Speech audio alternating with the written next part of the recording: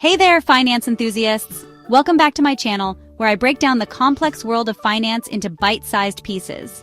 Today, I'm going to show you how to read financial statements like a pro. So grab a cup of coffee, sit back, and let's get started. First up, let's talk about the balance sheet.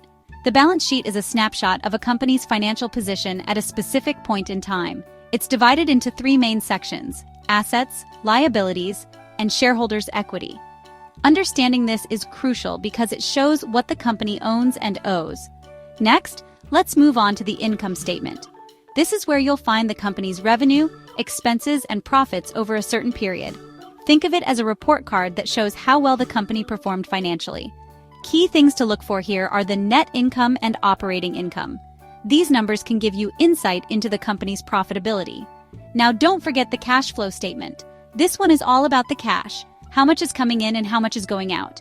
It's divided into three sections: operating activities, investing activities, and financing activities. This statement is key because it can show you if the company has enough cash to sustain its operations and grow. One pro tip: always look at the notes to financial statements. These notes can provide valuable context and details that aren't immediately obvious from the numbers alone. They can explain accounting policies, give details on certain line items, and even alert you to potential red flags. Alright, let's put this all together with a quick example. Imagine you're looking at the balance sheet of company XYZ. You see they have $1 million in assets and $500,000 in liabilities.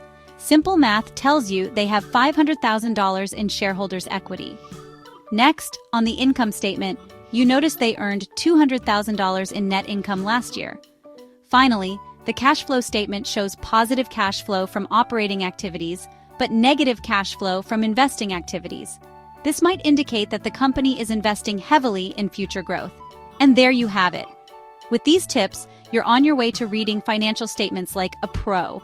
Don't forget to like, comment, and subscribe for more amazing deals and tips. Until next time, happy investing! Thanks for watching.